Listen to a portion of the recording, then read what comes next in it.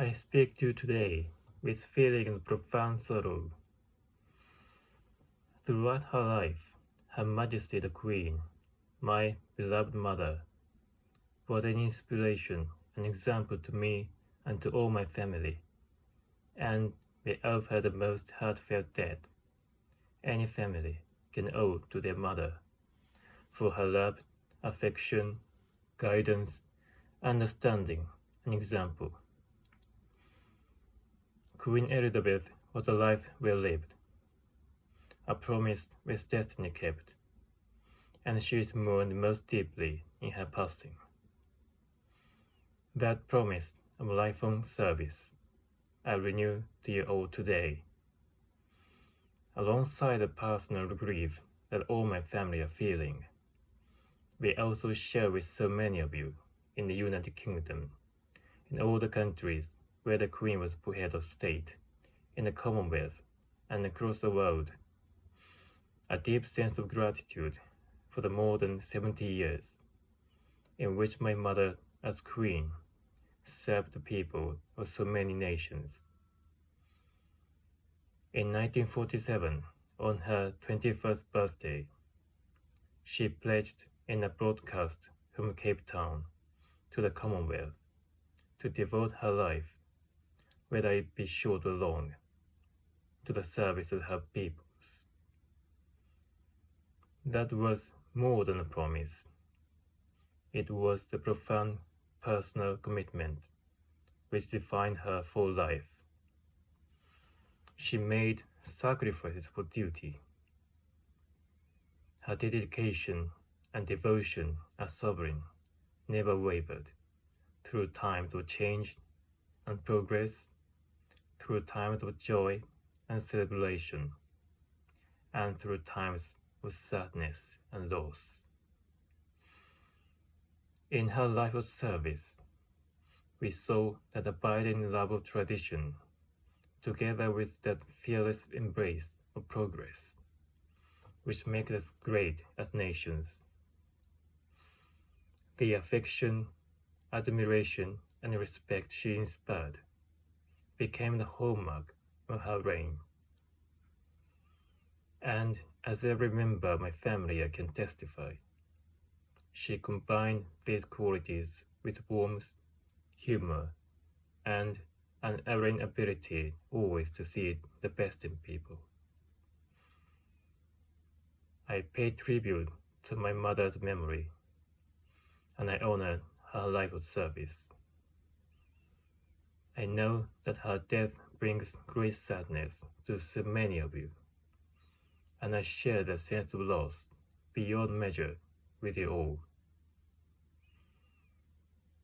When the Queen came to the throne, Britain and the world were still coping with the privations and aftermath of the Second World War, and still living by the conventions of earlier times. In the course of the last 70 years, we have seen our society become one of many cultures and many faiths. The institutions of the state have changed in turn. But through all changes and challenges, our nation and the wider family of realms, of whose talents, traditions, and achievements I am so expressly proud, have prospered and flourished. Our values have remained and must remain constant. The role and the duties of monarchy also remain, as does the sovereign's particular relationship and responsibility towards the Church of England, the church in which my own faith is so deeply rooted. In that faith and the values of inspired, I have been brought up to cherish the sense of duty to others, and to hold in the greatest respect the precious traditions, freedoms, and responsibilities of our unique history and our system of parliamentary government. As the Queen herself did with such unswerving devotion, I too now solemnly pledge myself, throughout the remaining time God grants me to uphold the constitutional principles at the heart of our nation. And wherever you may live in the United Kingdom, or in the realms and territories across the world, and whatever may be your background or beliefs, I shall endeavor to serve you with loyalty, respect, and love, as I have throughout my life. My life will of course change as I take up my new responsibilities. It will no longer be possible for me to give so much of my time and energies to the charities and initiatives for which I care so deeply.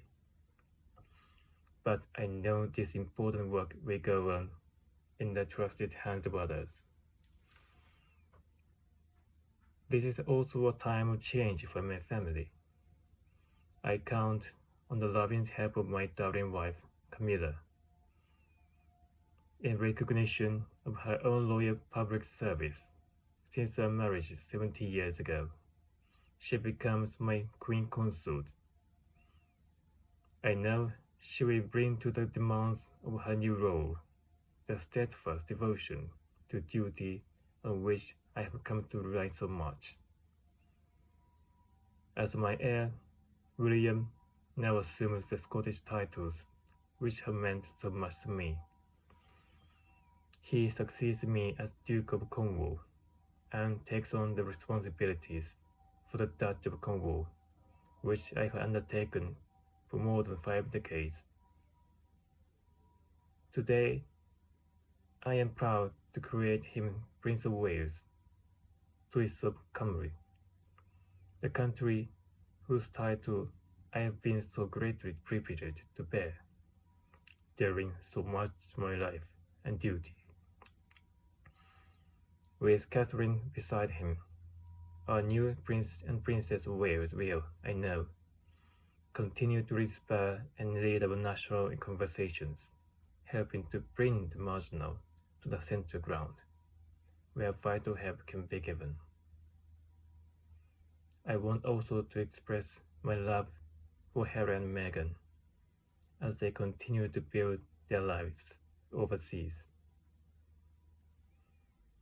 In a little over a week's time, we will come together as a nation, as a Commonwealth, and indeed a global community, to lay my beloved mother to rest. In our sorrow, let us remember and draw strength from the light of her example. On behalf of my family, I can only offer the most sincere and heartfelt thanks for your condolences and support.